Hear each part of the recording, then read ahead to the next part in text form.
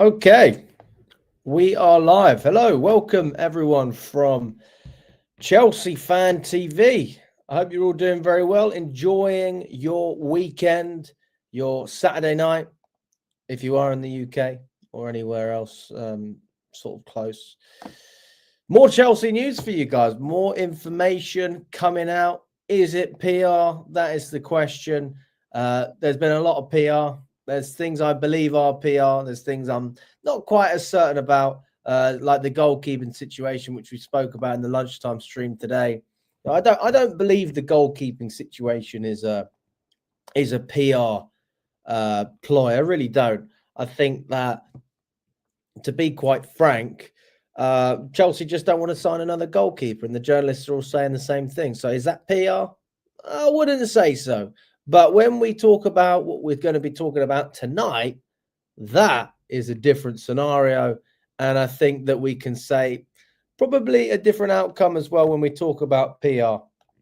Now, the fact that Enzo Maresca is apparently under loads of pressure to now perform for Chelsea in the Club World Cup, I find it a bit strange, to be honest with you, the timing of this news and what it means for Chelsea and what it means for Enzo Maresca and what kind of reaction is supposed to come from the fan base based on this news. Now, there's nothing wrong with having standards. Everybody wants to have standards. But the question is, and this is where PR comes in as well, why do we need these articles to know that we even have standards in the first place? And if we didn't have these articles coming out, would we feel any differently? So I ask you in the chat, and big up to everyone that's in the chat as well. Do you believe that Chelsea have standards? That's my first question for you. My second question is, do you believe that we are a club that doesn't need to talk about winning in order to win because we should just be winning anyway? Or is it the fact that because we are now not what we were under Abramovich, we now are forced to go to a situation where we're relying on journalists to come out and feed this narrative that for some reason Chelsea wants to be successful? So what do you think about that? I'm genuinely intrigued. So let me know in the comments. Big up to everyone watching. If you haven't smashed the like button already, smash the like button. Subscribe to the channel as well. If you haven't already as well, you can also become a member of Chelsea Fan TV. There are a few different options. So check that out. Become a member of the channel. Big shout out to all the members as well that are watching at the moment. And yeah, let's get into it. I mean, we've got Hazard. Good to see you, mate. Benjo, big up to you. Tibaru, hello, mate. Rain, how are we doing, mate? Good to see you in the building. Raniel as well. Curly Flag says Enzo in. You're an Enzo Maresca fan, presumably, unless you're talking about Enzo Fernandez. But judging by the thumbnail, I'm going to guess you mean Maresca. Smash the like button, people. Big up, Jordan. I hope you're doing well, mate. Good to see you on this Saturday evening. Poise says, I want Chelsea to be knocked out of this competition seriously. Why? Why do you want Chelsea to be knocked out of a competition seriously? That just seems a bit strange. Yeah, let me know why. Yeah, I don't get that. I miss Thomas Tuchel a lot. I will watch all the England games to see him. To be honest, mate, it's a good shout. I was actually offered some England tickets. Father offered me some, and I haven't accepted them. I don't even know if they're still going. I should probably ask him, to be fair, but I don't know if I'm available for the game, so we'll see what happens. But yeah, big up to Thomas Tuchel as well. Love that guy. Absolutely fantastic manager. And a real shame that whenever we look at Tuchel in an England shirt, in the England setup, we know what we once had and how good it was. And we can always, especially if you are English and if you support England, you can be proud of the success that hopefully he's going to have with the English team. But you deep down, you know that you wish it was Chelsea. You know that. Hashtag Alex out. Who's got access to? Who's got access to this? Is that you, Kev?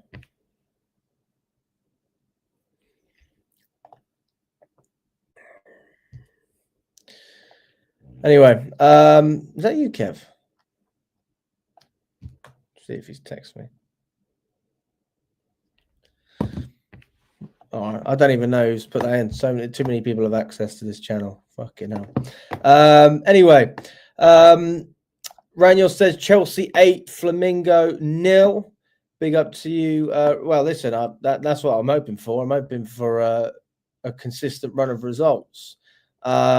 Rain says our standards have massively dropped since these new owners. What are standards, Rain? That's the question I ask you. I mean, I don't have a clue. I don't understand what standards we're even talking about right now, and that's where I'm at. I don't know what we're looking for. I know what we say we're looking for.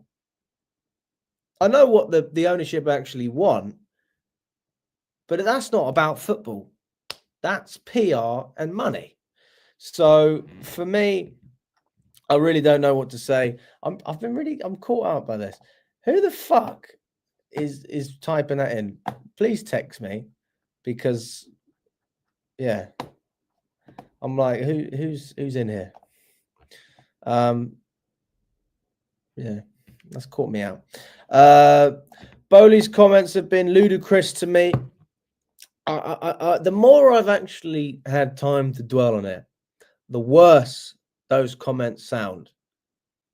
When I actually heard them for the first time, or read them for the first time, I almost took it with a pinch of salt, because I've spoken with people about Chelsea, and we talk about Clearlake as well. And we know that Boehly wants money, but he is one of the catalysts, because how do I say it?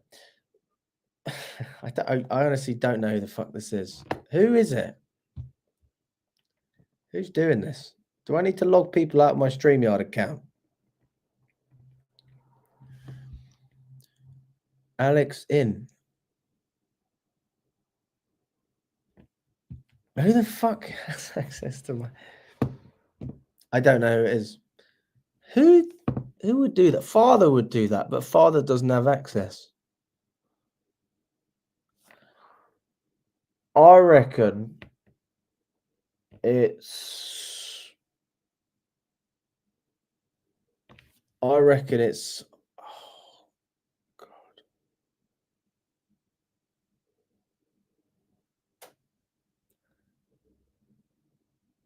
God. Maybe it's Boehly. Who knows? I reckon it's Kev.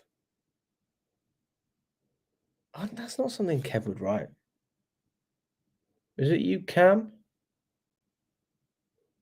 I don't know. Who the fuck else has access to this? Is it Nina? I'm trying to think who has access. Sorry, guys. I'm just... Yeah. Anyway. All right, that's enough, whoever it is. Okay. Right. What was the question I was just answering?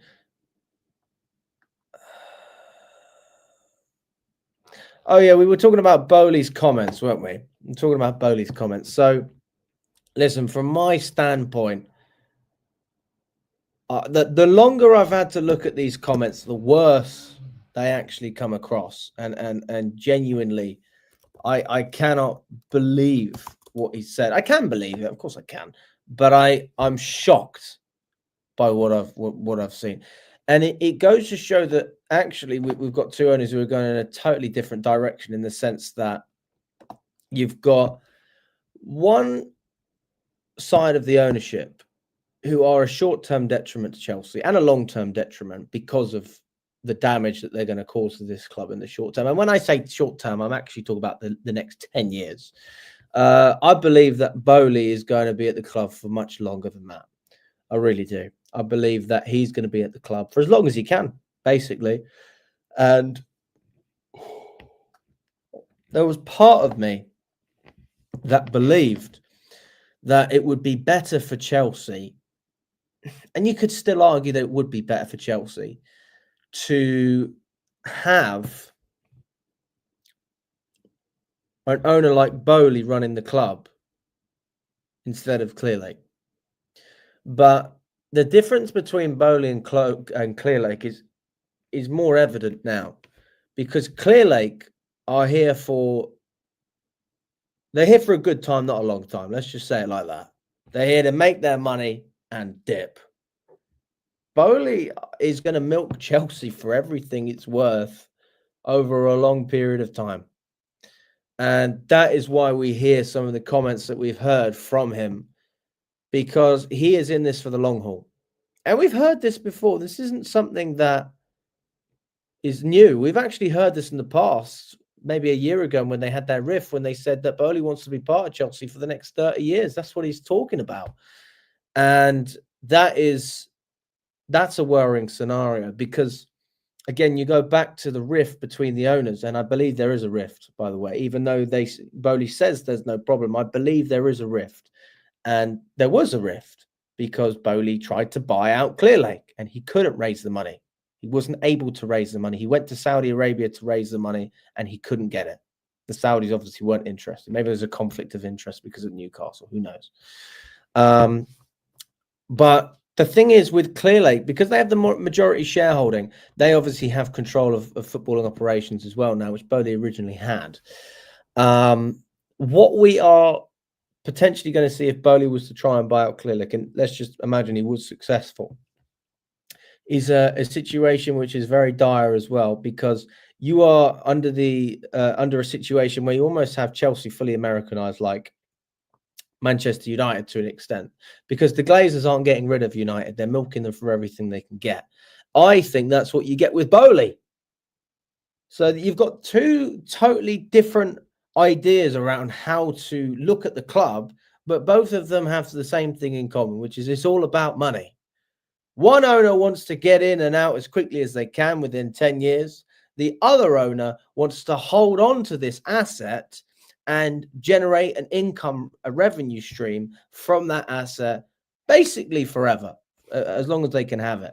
Now, if we stay in a position where Boehly's consortium continue to have 38% equity, and we stay up until 2033 when Clearlake are able to sell the club, and again, there's an argument that you could just sell Blueco, and that's how they're able to sell the club, and that is the loophole, then fair enough.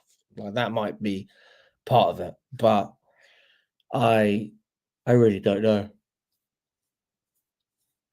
I really don't know. But Boehly is worrying me with his comments. He really has worried me. I mean, if we actually look at the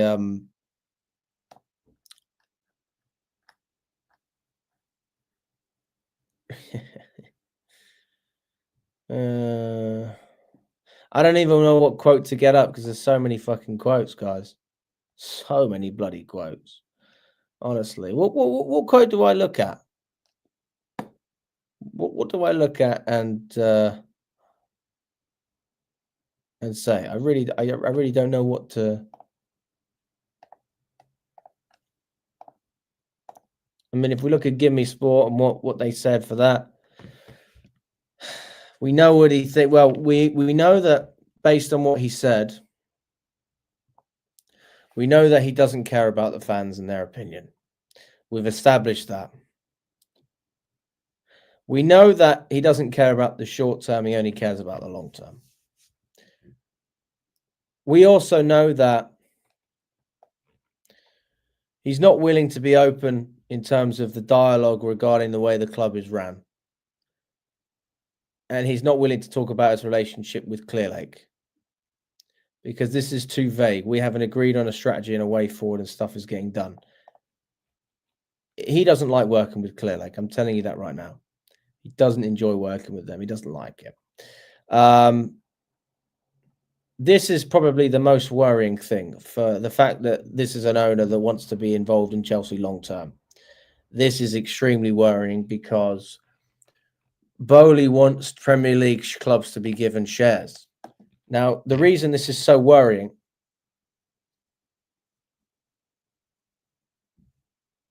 Who is that?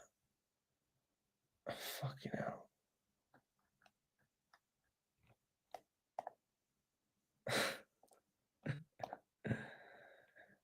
I don't know who this is. I will. Who is it? Tell me your name and I'll send you the link. I'll put it on the group chat. How about that? All right. Fucking hell. It's on the group chat, okay? It's on the group chat.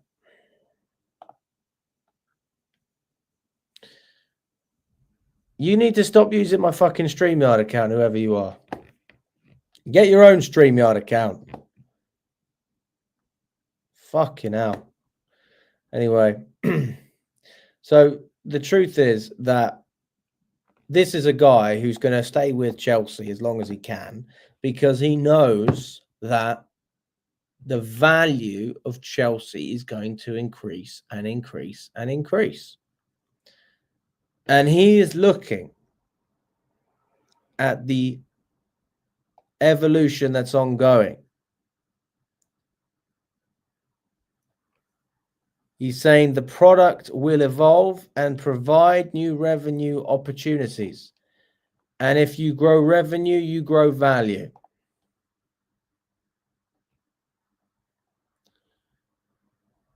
Oh, God.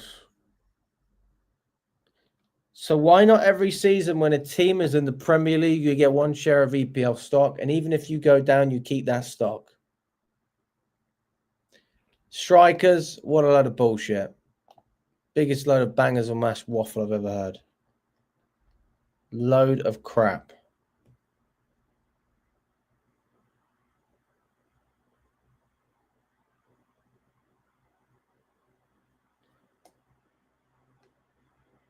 I can't add anyone in the lobby.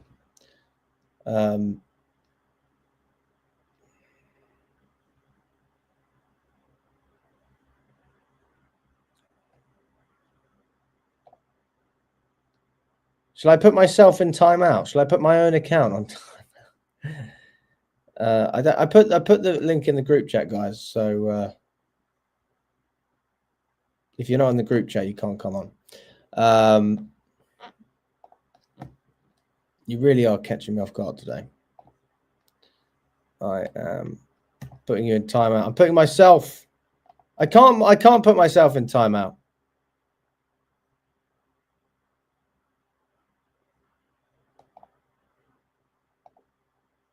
Such a weird stream.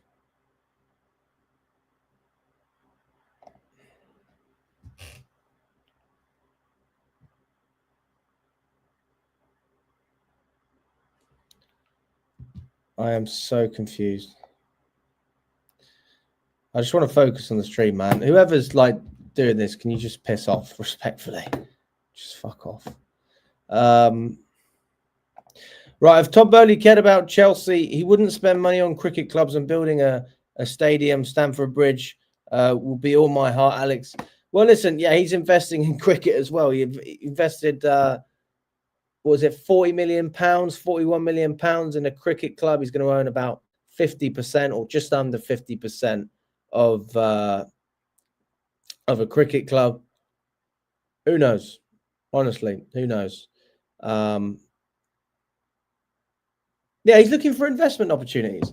And to be quite frank, the investment opportunities that there are in England in the sporting world are exceptional. You know, they're good opportunities. I'm not going to sit here and say that if I was in America, I wouldn't like those opportunities because American sport has been milked so much and it's such an exclusive thing to get into. You look at the price of buying into the MLS franchise, for example. Look at the money that the teams have to pay just to be a part of that franchise. The reason they have to pay so much money to become a part of that franchise is because you know that you're going to make money off of that franchise. This is not a coincidence. There's a reason that Inter Miami bought into the MLS.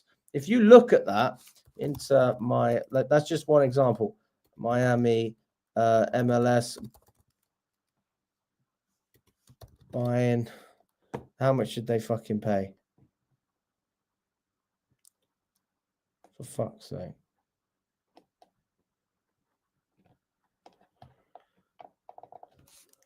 How to join the MLS.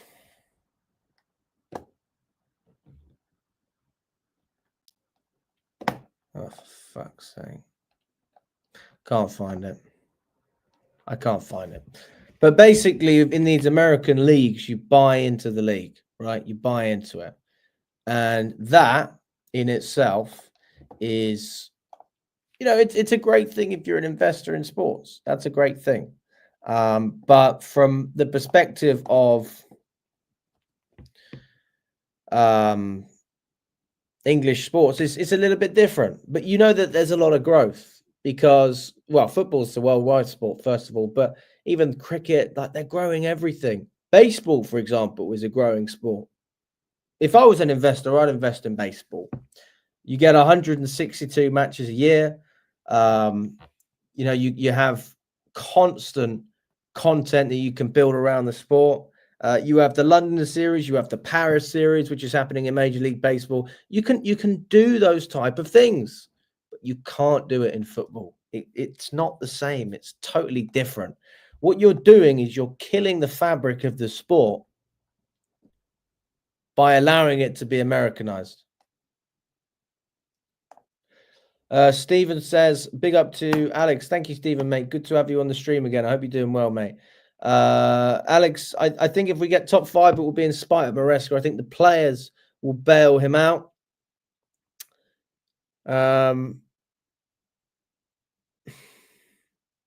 I disagree. I don't think the players will bail Maresca. I think if we get top 5, it will be because Maresca manages the team well.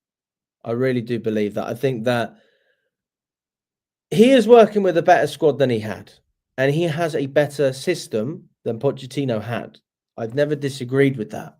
But what Maresca doesn't have and hasn't shown consistently, at least since he's been at Chelsea, is the ability to be flexible and to adjust his tactics based on different scenarios over a long course of the season. We saw that at Leicester last year, even though they won the championship. We are seeing at Chelsea right now. They went from having an 18, 19 point lead last year when they were in the championship to only winning by a couple of points. That is concerning. And people go, well, he won it anyway. He won it with the biggest budget, with the best players in a league which isn't great. Let's be honest. The standard is not fantastic.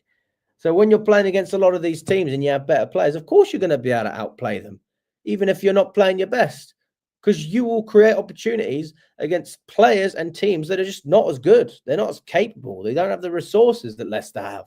Now, not to say that Chelsea don't have resources, because we obviously do, but it's much more competitive at this level. So the margins are smaller. And Maresca is not showing to me that when it comes to a game of margins, that he is going to beat Iraola at Bournemouth and that he is going to out coach a team compared to Eddie Howe at Newcastle, who's doing much better at this moment in time than Enzo Maresca is at Chelsea. You're telling me that Emery, with the backing that he's had at Aston Villa, even taking one of our own players with Disasi, Rashford, Asensio, they got that new striker as well. You don't think that we're going to be in a position, or we are going to be in a position to compete with them? I just don't see it. I don't see it. I'm looking at the facts. I'm looking at what I saw in January. I'm watching the football from multiple teams. The football is not improving on Chelsea's side. It is not progressing. We are regressing. If this is the process, then it's a very strange process. It reminds me of someone getting married after knowing each other for 6 months, and then within 6 months you want to get divorced. So by the time the year's done, 6 months ago, everything was great, but then you realize, I shouldn't have put a ring on that girl. She wasn't the one. And that's kind of how I feel about Maresca. Not that I ever said I loved him, because I don't love Maresca. I thought I did at one point, because fucking hell, we were top of the league. But he has been off the ball. And the expectation this season is always going to be different to what we had last season under Poch. You have to look. It's not even a case of debating. You have to look. Okay, that's definitely Charlie. I know that's Charlie. I know it is. Charlie, why don't you just join the stream then, mate? Charlie, I know that's you. Okay, fair enough. At least I know now. But yeah, you have to be in a position to be flexible and adapt with your team, with your circumstances. And Maresca's just not doing it. We finished 12th the year before last. Pochettino finished 6th. People say that was unacceptable. That wasn't good enough. What? 12th to 6th? Out of both domestic cups early on. And then we get to a cup final and a cup semi-final.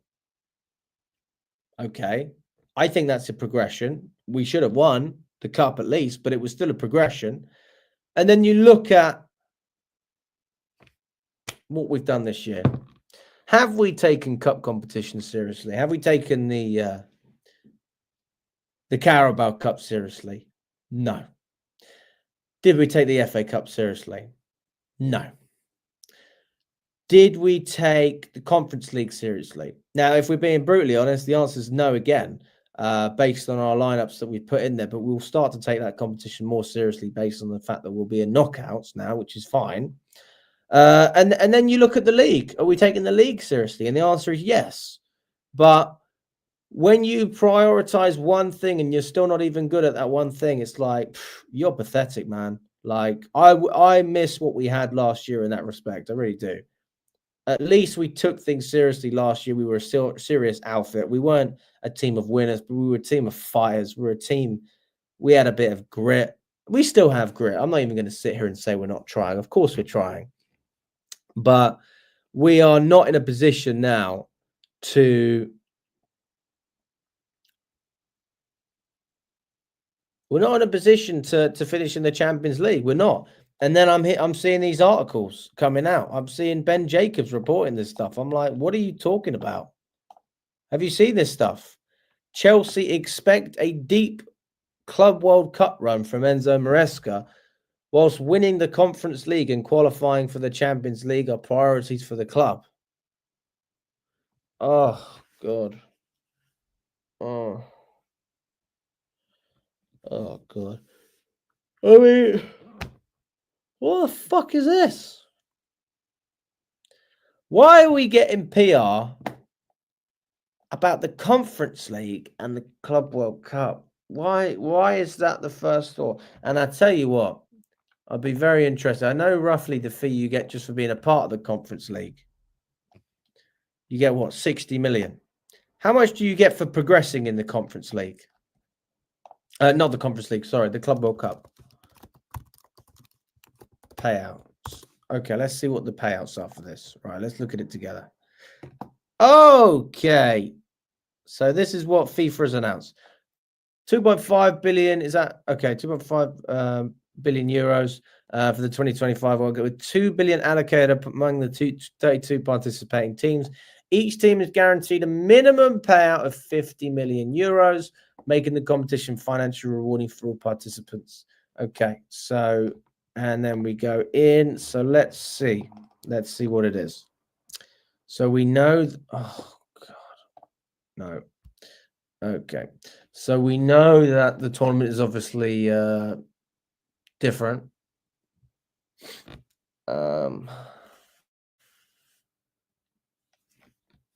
Let's have a look.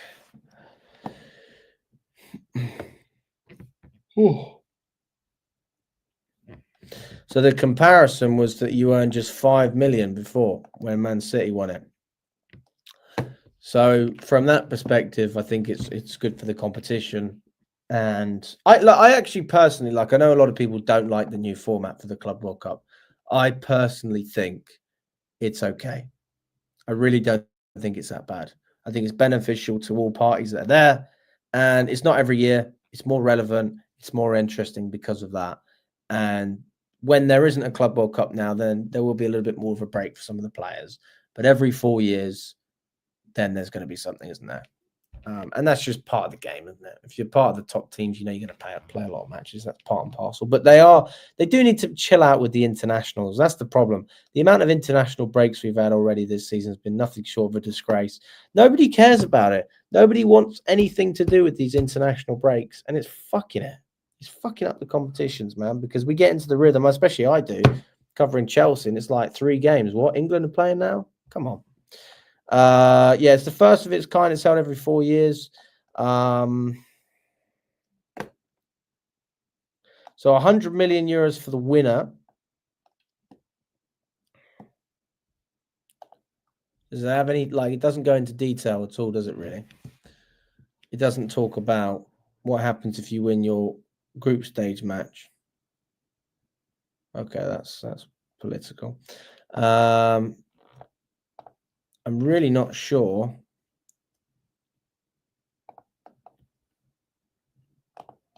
if there's anything else to add to. I mean, I'm intrigued to see. It's obviously expand a lot. And I'm glad Chelsea are a part of it. I really am, because I think it's under this ownership, based on the way we are, it's the last time we're going to be part of anything major for a long time, because we're not going to be winning Champions League and we're not going to be winning the Premier League. So I don't see us being a part of anything.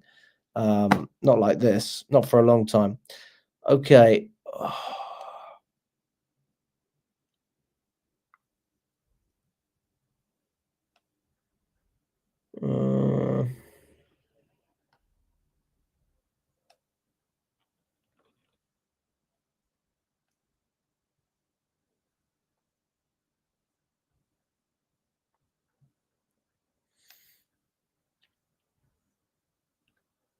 Oh, for fuck's sake. Where is it?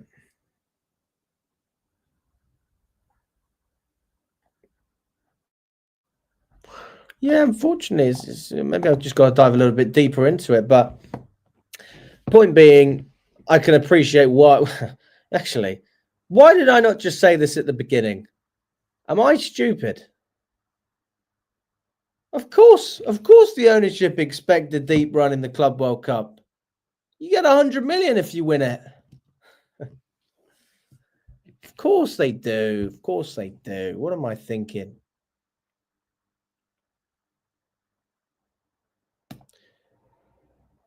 Yeah, listen, there's no doubt that Pochettino could have improved in certain aspects. I agree with that. But I do think he was the best manager that we could have under this ownership. I really do. I think from now on, it's all going to be downgrades.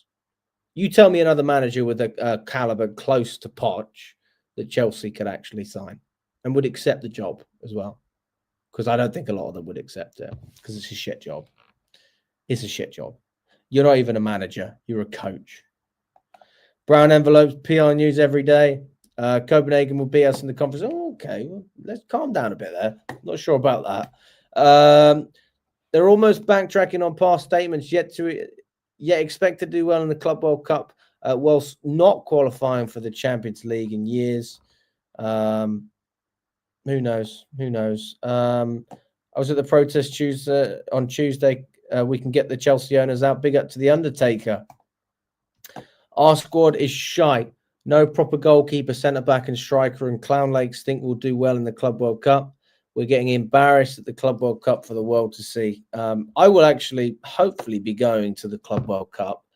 I had a conversation with my dad, who is planning on going out there. I spoke with him about Copenhagen as well. I booked my flights. I spent the last bit of my money that I had at that time. And I was like, fuck it. I'm going to Copenhagen. £400 on flights. Can you believe that? And then I got to Stamford Bridge and I bumped into a mate of mine. He said my flights were about 75 quid. I went, what? I've been done dirty here. But I booked it very last minute. And for me as well, I'm self-employed. So if I don't work, I don't get paid. So I wanted to work. Fair enough. Let's dive into a little bit more of this. So, yes, we expect Maresca to have a deep run into the Club World Cup. Now, I'm not impressed whatsoever by that statement, because I understand why it is now. It's not because we care about silverware. It's because we care about the financial gain that the Club World Cup has to offer. And I've obviously opened my eyes up to that now. But what I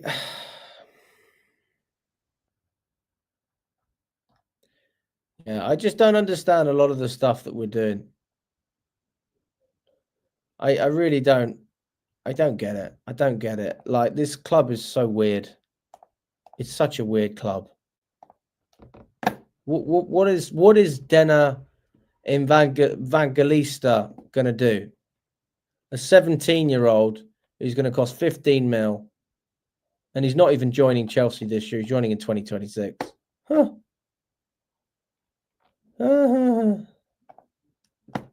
What a joke. What a fucking joke. You see what I'm working with? I mean, who does this? In what world is this? Is this a scenario that... When did Chelsea ever do this? We never did this stuff. I mean, we signed young players, but there was a development pathway. There's a real reason for them to want to be a part of this club. I appreciate that. They thought maybe they could become... If you're a young player, why are you still accepting this offer to become a Chelsea player? You're not even a Chelsea player. You're a Blueco FC player. You're a potential Strasbourg player at best. Alex, will the cameraman be following you to Club World Cup? No, he will not be following me to the Club World Cup. Deep run in the Club World Cup. We'll see if I have loads of injuries this time next year. Yeah, I mean, we've already got injuries, but we're going to have even more injuries. The fact that we won't have a rest after as well. What will end up happening, I fear, is that players will just have time off and we won't be ready for the Premier League.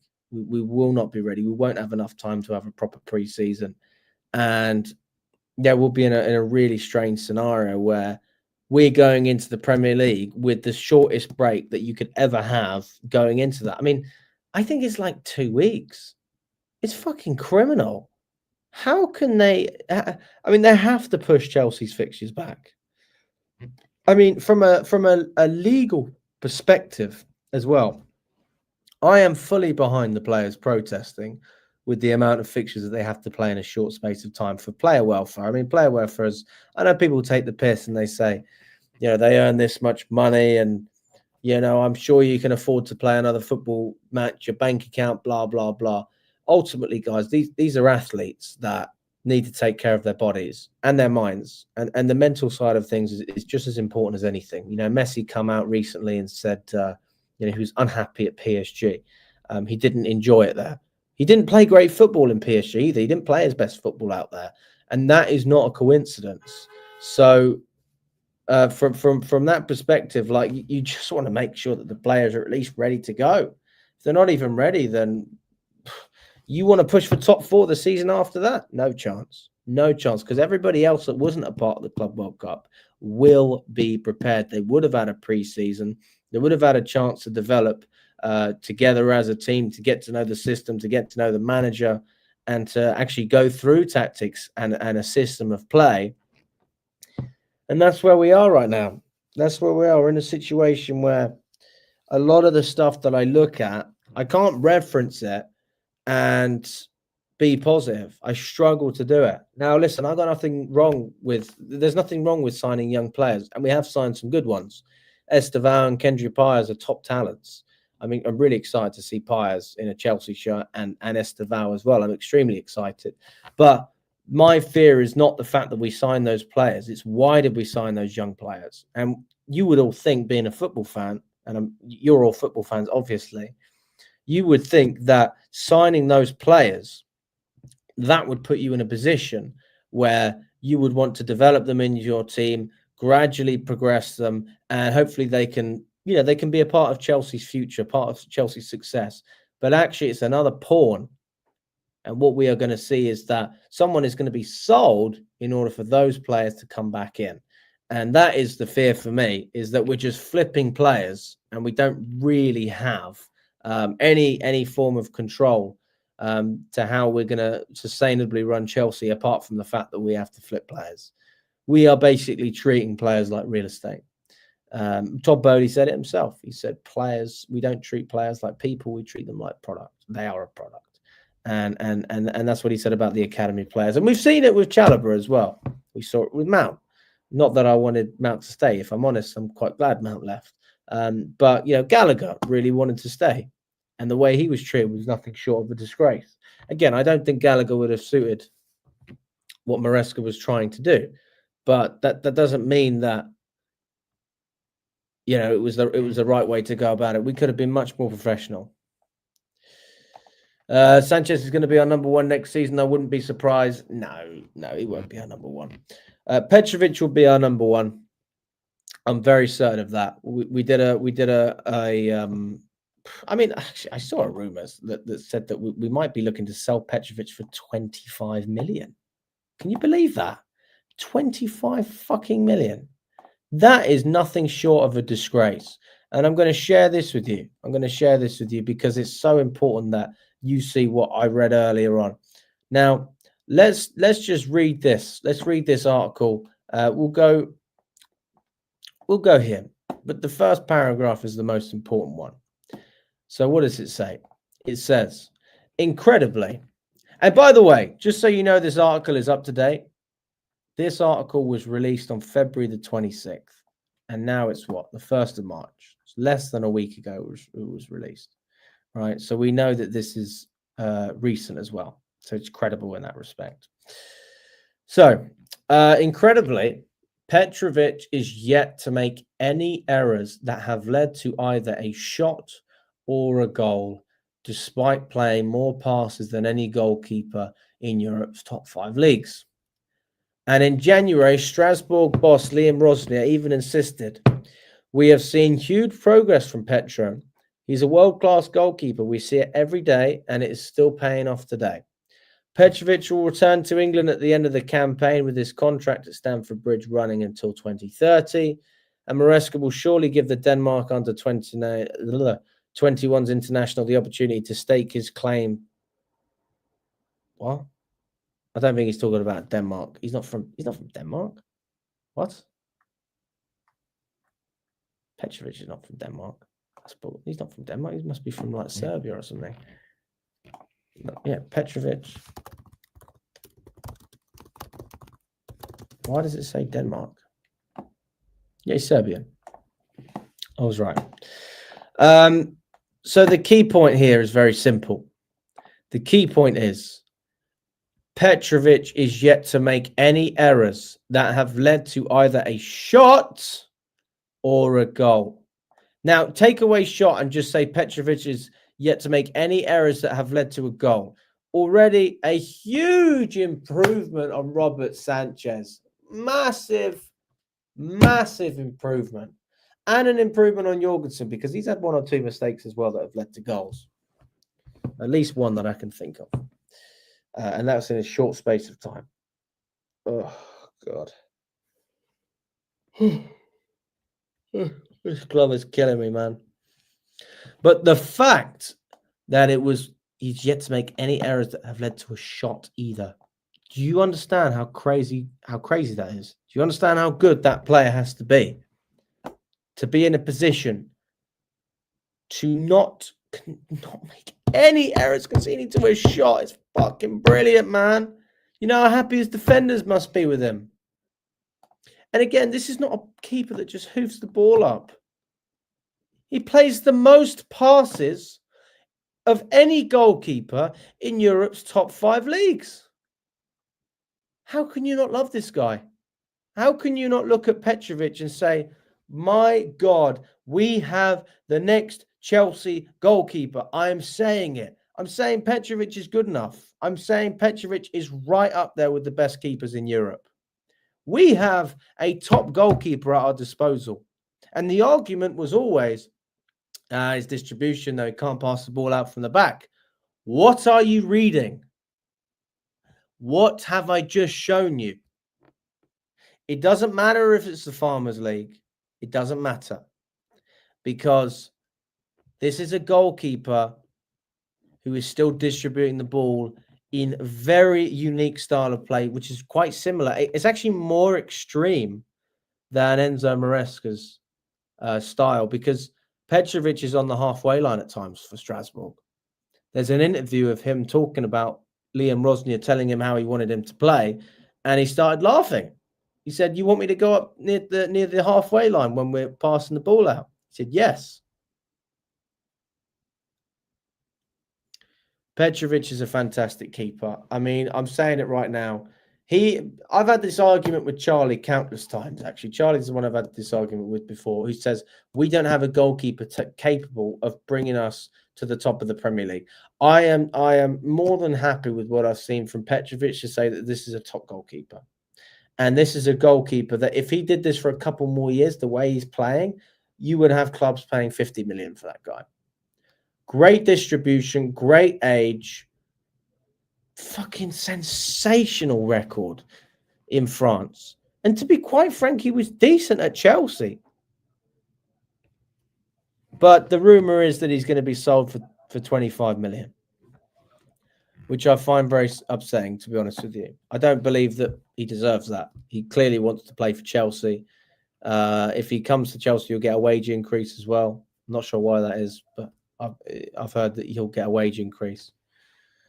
And that is where we are as a club, that we might be flipping our best goalkeeper for profit. It's not even a lot of profit.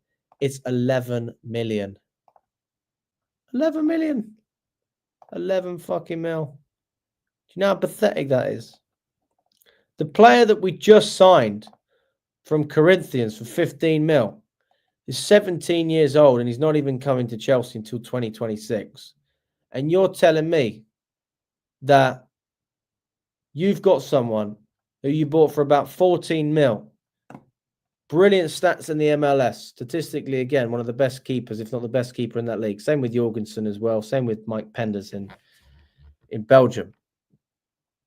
Not the case with Sanchez. I mean, he's just crap. I don't know what stats you're seeing to have any faith in Robert Sanchez. Just play the guy. And the strategy is, in my opinion, what it should be is you have a player such as, honestly, I'd probably loan out Jorgensen to Strasbourg and I'd give him a good loan spell out there. And Jorgensen for me is the pioneer of the player that we should sell, right? I think that we should sell Jorgensen. If we're gonna go down that route of selling players, there's not a problem because you just keep the best ones for yourself, right? I don't like the model. Everyone knows I don't like the model. I don't agree with the model. The model doesn't work.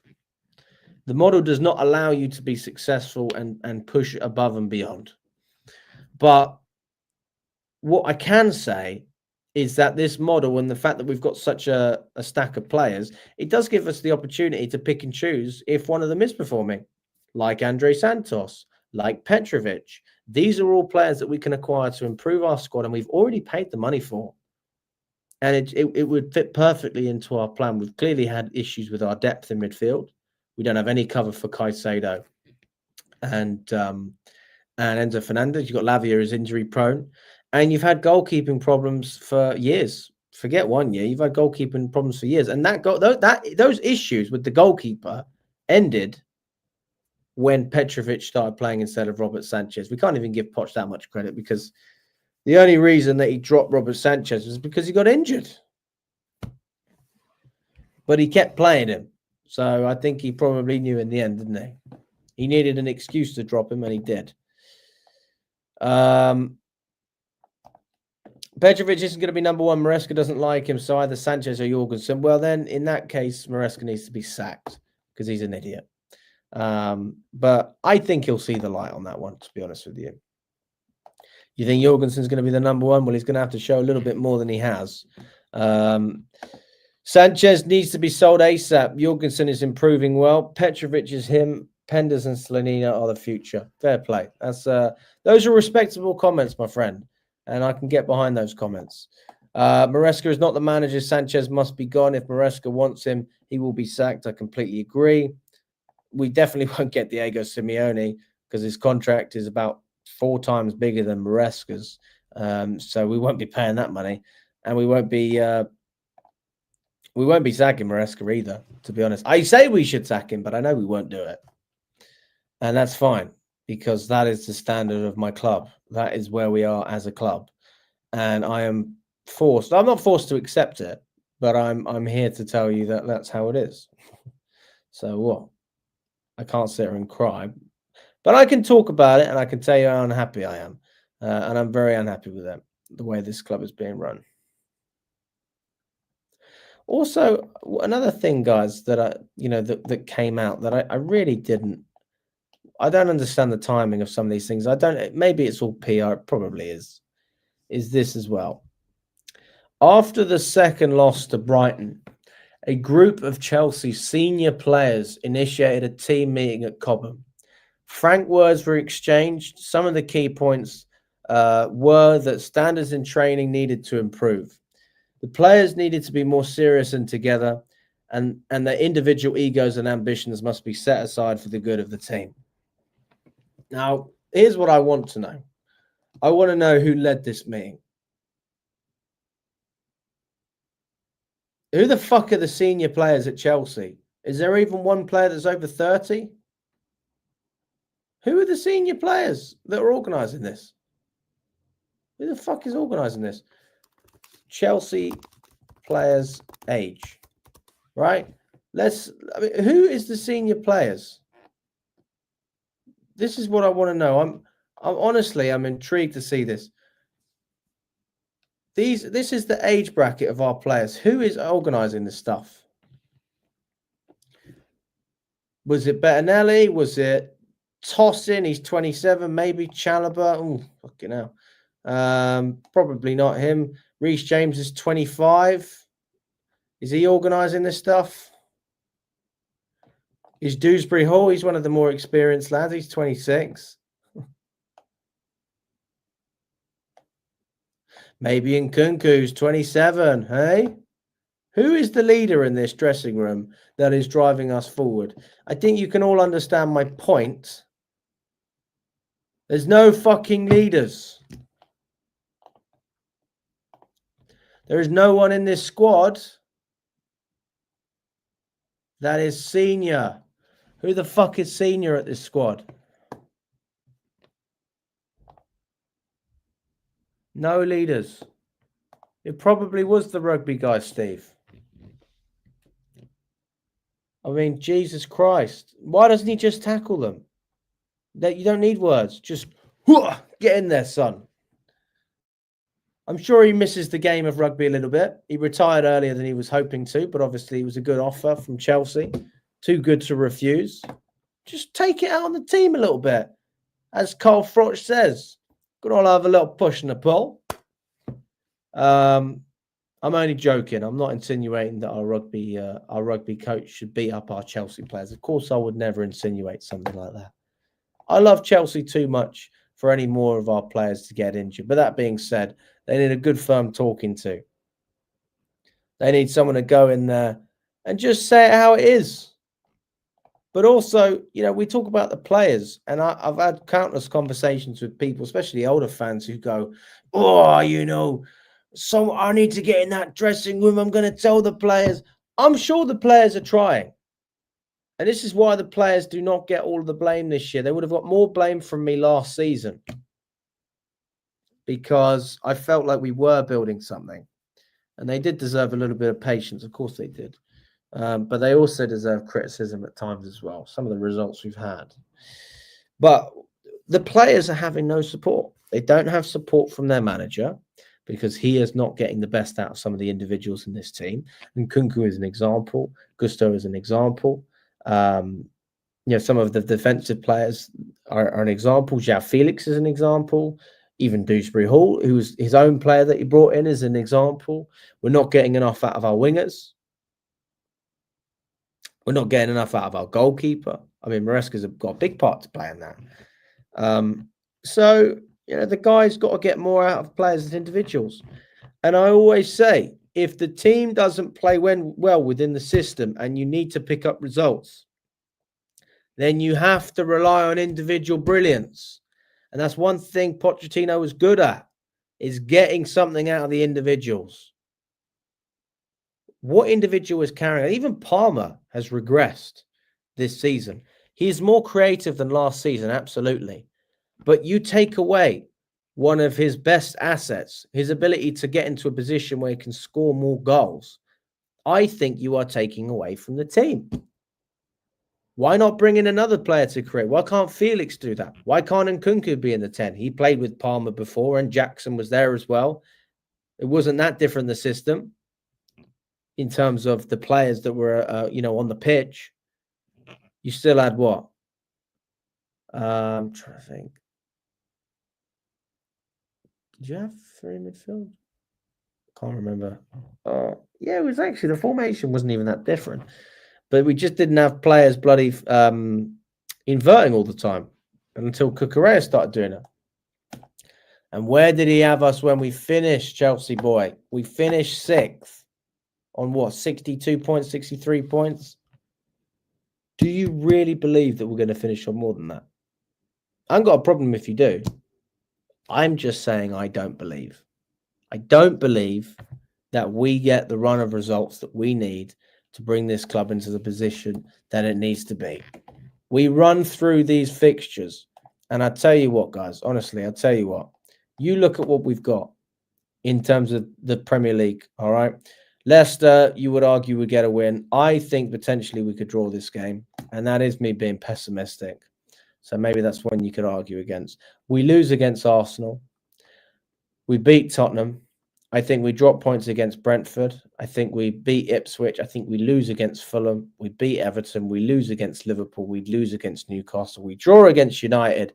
And then we probably lose against Nottingham Forest as well. So in the earlier part of the season, you could argue that we could get results in some of these games. There's 3 points here against Leicester, maybe 1 point against Arsenal. That puts us on 4 out of 6. Then you're on 7. I'm going to say we drop points. I'll give us 1. I'll be nice. So then we're on 8 points. 0 points out of this game. We'll get 3 points against Ipswich. So I'd say, what are we on now? 11 points. We beat Everton. We're on 14 points, but we've lost to Fulham. Lose to Liverpool, lose this game. Draw, we're on 15 points. And then we lose this game. So 15 points from where we are, which is what, about 40-something points. Table. We are on 46 points. So that would finish us on bloody, 61 points. Was that 15 points I counted, or was it 62 points? So basically the same as last year. Okay. Basically the same as last year, which means we have regressed. If you plateau, you are not getting better. You are regressing. You are getting worse. You are getting worse. It's a fact. It's shit. It's dog shit. It's so bad.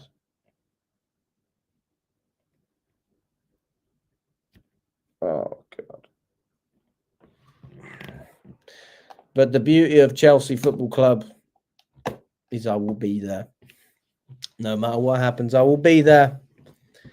I will be there when we're 5th, when we're 2nd. Can't say 1st just yet because we've not been top. Not as far as I can remember. I will be there irrespective. I will be there in Copenhagen. I will be there in Warsaw. I will be there in America. And I love the club. And I'm going to continue following the club. So we will have good days and we will have some bad days as well. Unfortunately, the recent wave has been negative.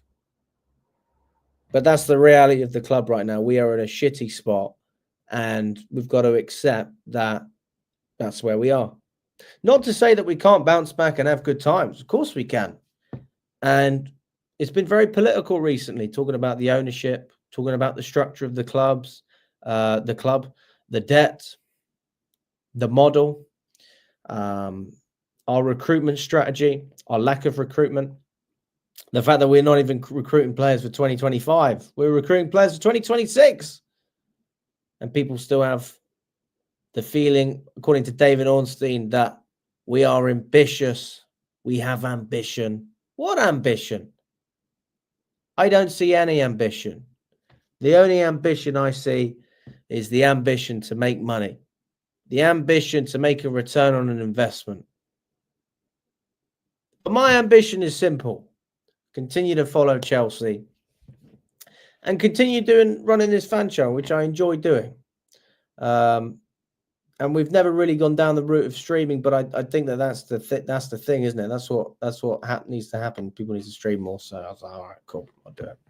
And it's better, isn't it? Because I can actually see what you guys are saying and chat like that. I think it's good. Kem says, stop being negative. I'm not being negative. I'm being real. So let me ask you, Kems, do you think that we're in a good situation as a club? Because I think that that's just beating away from the problem. It's like being in a relationship with someone and they just cheated on you, and then you're complaining about it, and people go, stop being negative. What the fuck are you on about? I just got cheated on. I thought I loved that woman. She doesn't love me. I'm a customer, not a supporter. That's how I'm looked at. Sasuke, I hope you're doing well, mate. Alex, never give up. We will get our club back. Big up to you, my friend. I appreciate the super chat. Listen, it's all part of the journey of following a football team. You have your ups and your downs. And this season is definitely not the worst season I've had following Chelsea. The worst season I've had following Chelsea was 2 years ago when we finished 12th. That was by far the worst experience I've ever had. Last season, I actually really enjoyed following Chelsea. I really did. We had some great days. We had some really bad days. I was entertained last year. I was genuinely entertained. I enjoyed following the team. I felt like we were coming back, and I thought maybe we could bounce back this season. And then obviously when everything changed and made so many changes, it gave me less optimism coming into this season. But we started off so well, and I really enjoyed it. I was there at Southampton when we started singing the Maresca chant. I was at Tottenham when we won 4-3. It was beautiful. United when Caicedo scored that amazing goal. There's some great moments. We're not going to sit here and act like there wasn't great moments. Of course there was. But this was before we knew about the things that are happening to our club. And that's why, unfortunately, deep down, you've got to understand that it's a lot darker than that. So, yeah. Why was I so positive last season? Because I had hope. And I've always been a positive fan. Like I was positive 2 years ago as well. I was just ready to get on to the next season, but I was still optimistic for Chelsea. I'm not optimistic. I'm not. I hope you're right. I hope that we can work things out, mate. I really do. But I just don't see it, mate. I don't see it. But I respect your opinion. Everyone's entitled to it. And I will have plenty of streams on here where I will be positive. But it's that flow, isn't it? It's that flow. You have the good days and the bad days. I just think a lot of it right now is PR. And we've got to get many more results before we can really start to believe that, we can get somewhere as a club. But listen, appreciate everyone jumping on the stream. Saturday night stream. We've got another stream tomorrow around lunchtime, 1 o'clock. That will be with myself. And then in the evening, Nina and Charlie will be running a stream together at 8 o'clock. So if you fancy jumping on with me tomorrow at 1 o'clock, feel free to do that. Otherwise, 8 o'clock, you can jump on with Charlie and Nina. Smash the like button if you haven't already. Subscribe to the channel. You can also join the Chelsea Fan TV membership. It is in the description, so you can join that as well, and you can become a member of the channel. Big up to everyone. We'll catch up soon. Respect to all of you, and up the Chelsea.